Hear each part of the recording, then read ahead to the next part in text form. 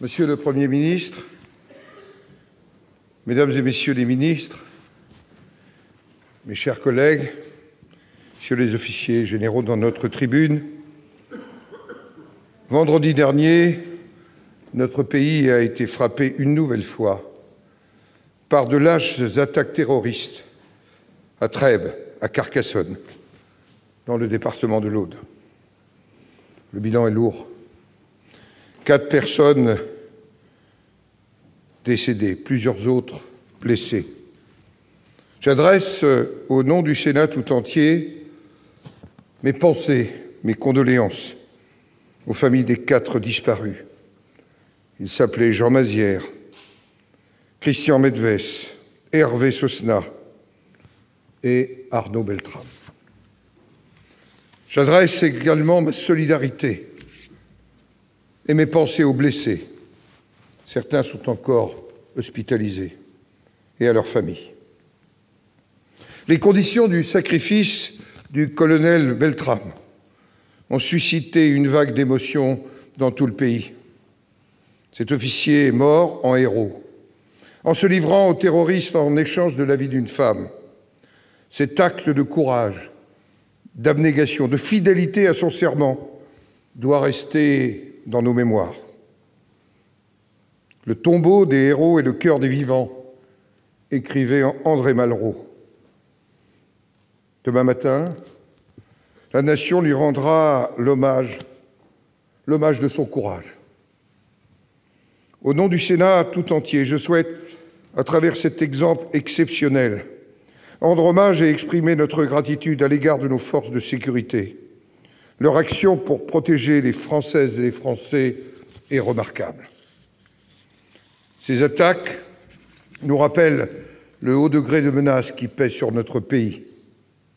Face à cette menace, nous devons rester vigilants, unis, déterminés à poursuivre le combat contre le terrorisme islamiste, à défendre les valeurs de la République et à lutter sans relâche, sans concession aucune, nulle part et dans toutes circonstances, contre toutes les manifestations de haine. Monsieur le Premier ministre, si vous souhaitez prendre la parole.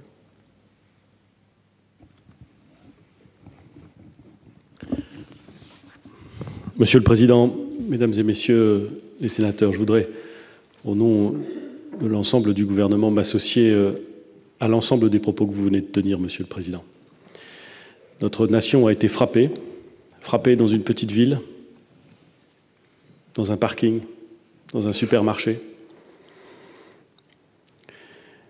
Plusieurs Françaises et Français sont venus ajouter leur nom à une liste bien trop longue de nos concitoyens qui ont péri face à des attaques destinées à terroriser, à nous faire perdre l'attachement qui est le nôtre à la République. À l'occasion de ces attaques, les forces de sécurité, l'ensemble des services de l'État, les élus locaux, l'ensemble de la nation a montré son vrai visage. Et ce visage, il s'est incarné dans la personne du lieutenant-colonel Arnaud Beltrame. Je voudrais dire l'émotion qui est la nôtre, l'admiration,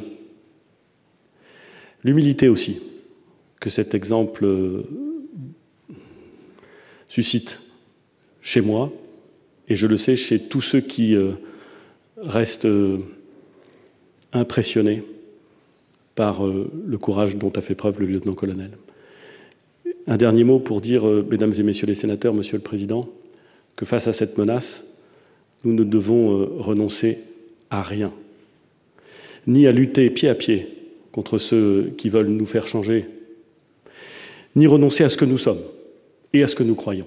Et c'est dans cet esprit, Mesdames et Messieurs les sénateurs, que le gouvernement entend, avec l'ensemble des forces vives de la nation, apporter des réponses aux menaces qui nous guettent. Merci, Monsieur le Premier ministre. Je vous invite, mes chers collègues, à observer un moment de recueillement, en hommage aux victimes, en nous disant aussi que colonel Beltrame, il avait le visage de ses gardes républicains, qu'il a été un de ceux qui ont rendu honneur à la présidence il y a quelques années. Et que derrière le visage des gardes qui sont pour notre sécurité, derrière ce visage, il y a aussi le visage du colonel Beltrame. Nous venons de lui rendre hommage avec le président de la Commission des Affaires étrangères, de la Défense et des Forces armées, tout près d'ici, à la caserne Tournon, si près d'ici.